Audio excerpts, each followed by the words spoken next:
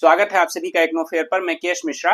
अभी हाल ही में हूथियों द्वारा इजराइल पर अटैक किया गया था, जिसके विरोध में इजराइल ने यमन पर अटैक कर दिया है। Israel strikes Yemen after Houthi attacks. तो हम देखने की कोशिश करेंगे कि ये भारत पर इस अटैक का क्या प्रभाव पड़ने वाला है। अगर रेड सी में इस तरह के अटैक जो है कॉमन हो जाते हैं, या मतलब रेड सी पूरा युद्ध से घिर जाता है, तो ऐसे में भारत के ट्रेड पर क्या असर पड़ता है। इवन भारत के ही नहीं बल्कि मैं बात करूंगा पूरे एशिया के ट्रेड पर क्या असर पड़ने वाला है।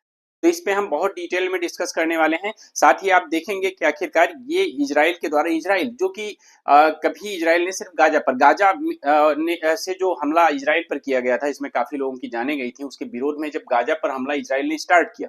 लेकिन आज की डेट में देखा जाए तो इजराइल को कई फ्रंट से युद्ध पर जूझना पड़ रहा है। जैसे अभी हम बात करेंगे, क्लास में देखेंगे कि यहाँ ईरान के साथ, लेबनान के साथ, यमन हो गया, गाजा मतलब फिलिस्तीन वाला एरिया, इन सभी के साथ एक साथ लगभग में 4 फ्रंट पे जो है इजराइल इस वक्त युद्ध की कगार पे आ गया है, और आगे ये बढ़ भी सकता है। तो आखिरकार हम इसमें समझने की कोशिश करेंगे।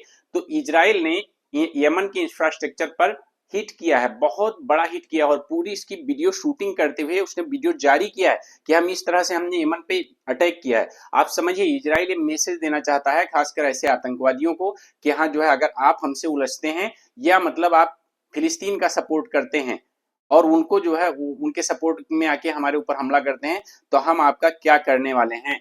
देखो, Israeli Israeli military has carried out huge air strike on Yemen. Yemen पर कहां पर उसने अटैक किया, इस पे भी हम बात करेंगे। लगभग 2000 किलोमीटर, जो इजराइल से 2000 किलोमीटर यानी 1240 माइल्स की जो दूरी पड़ती है, डिस्टेंस पड़ती है, वहां पर उसने जाके अटैक किया है।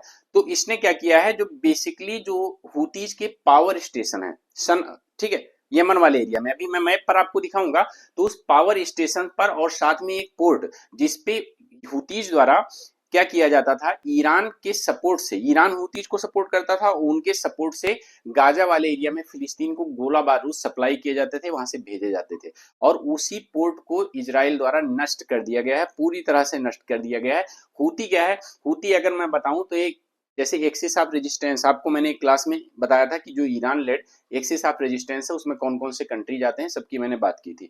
तो बेसिकली उन्हीं के द्वारा ये सपोर्टेड एक ऑर्गेनाइजेशन है। मैं कहूंगा एक आतंकवादी ऑर्गेनाइजेशन है, क्योंकि जो रेड सी में व्यापार होता है, व्यापार को अक्सर ये बाधित करता रहता है। अभी हाल ही में आपने देखा होगा कि एक जो है शिप को भी इन लोगों ने कब्जा कर लिया था, तो इनसे बाद में भारत ने जो है उसको छुड़वाया है, भारत का ही शिप था।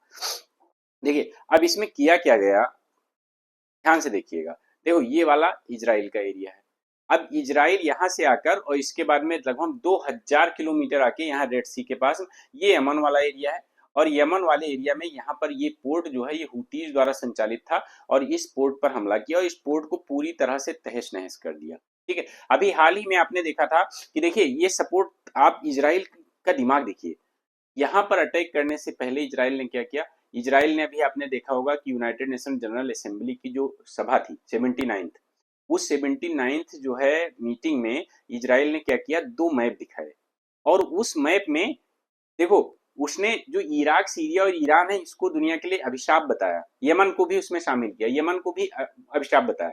लेकिन साथ ही जो सऊदी अरबिया वाला ये हिस्सा है पार्ट, उस सऊदी वाला अरबिया वाला हिस्सा, और साथ में जो है भारत को उसने बताया कि ये वरदान है। अब देखो, सऊदी अरबिया वाले हिस्से को इसने ऐसा क्यों कहा कि सऊदी अरबिया इस बात से खुश हो और यमन में जो अटैक हो तो वो रिएक्ट न करे। ठीक, अब फिलहाल के लिए यमन में जो है उसने अटैक किया, और बहुत जबरदस्त अटैक था इजराइल का, और उसने बाकायदा ये वीडियो भी जारी किया है और बताया कि हाँ जिस हिसाब से हमने पूरा आईएफ, यहाँ पे देखो आईएफ का मतलब इंडियन एयरफोर्स मत समझिएगा, यहाँ जो आईएफ लिखा है, आईएफ का मतलब इजरायली एयरफोर्स। तो इजरायली एयरफोर्स ने जिस तरह से इसको ऑपरेशन को पूरे कंडक्ट किया, उसका पूरा वीडियो जारी किया है। और आप ध्यान से देखिए, इस तरह से ये अटैक देख रहे हैं कि इजराइल ने क्या कहा, जो इजराइल की मिसाइल्स हैं, वो मिसाइल्स ने यमन में प्रवेश किया और खासकर उस हूती वाले एरिया को पूरा तहस नहस कर दिया। ये आपको पीछे दिख रहा होगा कि किस तरह से इन्होंने बॉम्बिंग की है, और उस बॉम्बिंग के बाद में देखिए आग कितनी ऊपर तक आसमान में उठी है। इससे आप अंदाजा लगा सकते हैं कि वहां पर जो भी था सब तहस नहस हो चुका है, तहस नहस पूरी तरह से हो गया है। ठीक है, तो जो बेसिकली यमन का पोर्ट है, ठीक है, जहां से इजराइल, वहां पे इजराइल ने अटैक किया, क्योंकि इजराइल का कहना था कि इसी पोर्ट से इस पोर्ट को हुती, एक्चुअल में हुती जो रेबेल्स हैं वो संचालित करते हैं, और उन्हीं के द्वारा जो है क्या किया जाता है, ईरान उनको सपोर्ट करता है और ईरान उनके माध्यम से फिलिस्तीन को क्या करता है, जो है हथियार सप्लाई करवाता है। तो ये पूरा वीडियो देखिए, इसने पूरा वीडियो जारी किया और वीडियो जारी करके कि किस तरह से उसने यमन में डिस्ट्रक्शन किया है, इसको पूरा इसने वीडियो जारी करके बताया। ठीक है, अब इसमें ऐसा क्यों किया, क्योंकि हाल ही में इजराइल की राजधानी तेल अवीव पर जो है अटैक किया गया था, और अटैक करने के बाद ही ये जो इजरायली डिफेंस फोर्स है उसने ये हुतीज पर अटैक किया है। आप देखिए इसको, ठीक है, ये 29 सितंबर की बात है जब एयर स्ट्राइक हुई यमन के हुती रेबल्स के खिलाफ, और पूरी तरह से तहस नहस किया कर दिया गया। लगभग 1800 किलोमीटर के आसपास, मतलब लगभग 2000 किलोमीटर इवन पड़ता है, तो उस पोर्ट जहां पे उसने हमला किया है। तो आप देखिए, मतलब कि इजराइल की बात समझिए, इजराइल इस समय यमन से भी लड़ रहा है, लेबनान से भी लड़ रहा है, और लेबनान के अलावा ईरान से भी लड़ रहा है, बाकी गाजा वाले एरिया से भी लड़ रहा है, ठीक, और अभी ईरान भी आ गया है। तो अब ऐसे में देखिए कि इजराइल कितने फ्रंट पर, इजराइल जैसा छोटा देश, अभी नेक्स्ट वीडियो में हम देखेंगे कि आखिरकार ईरान और इजराइल जो अगर आमने सामने आ चुके हैं, जो कि तो इसमें कौन जीतेगा, इनकी दोनों की क्षमता क्या है, इन सभी को अभी नेक्स्ट वीडियो में हम एनालिसिस करेंगे कि मिलिट्री कैपेबिलिटीज क्या हैं, नेवल कैपेबिलिटीज क्या है, एयर कैपेबिलिटीज क्या है, क्या चांस है दोनों के देशों में, एक कंपेयर करने की कोशिश करेंगे और देखेंगे कि हाँ उसमें कौन जीतता है। तो फिलहाल के लिए आप ये समझ लीजिए कि मिडिल ईस्ट का जो प्रभाव है, हम इसको देखेंगे कि आखिरकार ये जो हमला है अगर ये आगे बढ़ता है तो आखिरकार भारत के ट्रेड पर क्या असर पड़ने वाला है। ठीक है, तो इसको हम देखने की कोशिश करते हैं। आइए देखिए, यहाँ देखिए बहुत ध्यान से, पूरा इसमें एक्चुअल में आईडीएफ की तरफ से मेंशन किया गया, इजरायली डिफेंस फोर्स की तरफ, यदि if struck military targets belonging to the Houthi terrorist regime in the Yemen in response to the recent attack against Israel। Israel के खिलाफ जो रिसेंट अटैक किया गया था उसके खिलाफ मैंने यमन में जो है विद्रोहियों को नष्ट किया है, वहां पर मैंने अटैक किया है आईडीएफ द्वारा, इसको कंफर्म किया गया। दी टारगेट्स इंक्लूड्स, क्या कहा उसने, कहा कि हमने जो पावर प्लांट था, पावर प्लांट को टारगेट बनाया है, साथ ही जो सी पोर्ट था उस सी पोर्ट को टारगेट बनाया है, जो हुतीज द्वारा किस लिए ऑपरेट किया जाता था, ईरानियन वीपन्स को पहुंचाने के लिए, कहां पर, ईरानियन वीपन्स और मिलिट्री सप्लाई पहुंचाने के लिए जो है उपयोग किया जाता था हुतीज द्वारा, इसी वजह से हमने उसको नष्ट कर दिया है। Over the past year the Houthis have been operating under the direction and funding of Iran.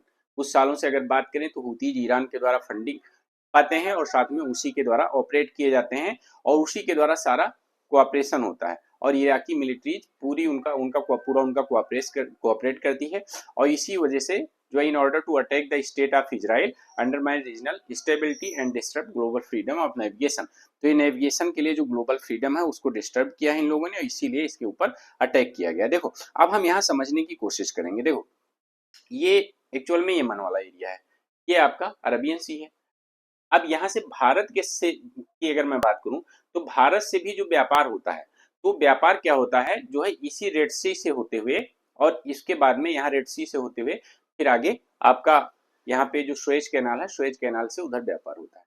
अब उधर से भी जो भारत के लिए व्यापार आता है या इधर एशिया के लिए, वो भी इसी रास्ते से यूज किया जाता है। अब अगर ये वाला एरिया डिस्टर्ब हो जाता है, क्योंकि अगर देखें तो ये इजराइल वाला एरिया पहले से, इजराइल लेबनान ये सब एरिया पहले से डिस्टर्ब चल रहा है, तो अगर ये वाला एरिया भी डिस्टर्ब हो जाता है तो निसंदेह यहाँ का जो व्यापार है वो पूरी तरह से बाधित हो जाएगा।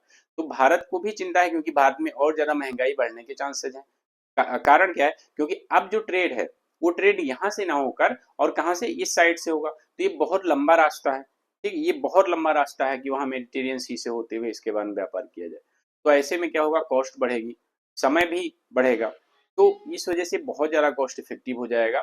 नतीजा जो है क्या होगा, व्यापार कहीं ना कहीं से, ग्लोबल व्यापार पूरी तरह से बाधित होगा। एशिया का ज्यादा भारत पे भी इसका असर पड़ने वाला है, और खासकर ये सारे देश अगर युद्ध में उलझ जाते हैं तो आप अच्छे से जान सकते हैं, जानते हैं कि ग्लोबल ऑयल क्राइसिस हो सकती है और भारत पर इसका सबसे ज्यादा असर पड़ सकता है। ठीक है, तो इन सभी चीजों को ध्यान से देखिए, और बाकी क्लास आगे हम लोग कंटिन्यू करते हैं। आगे की जो क्लास है वो हम लोग देखेंगे कि ईरान और वर्सेस इजराइल में। Thank you.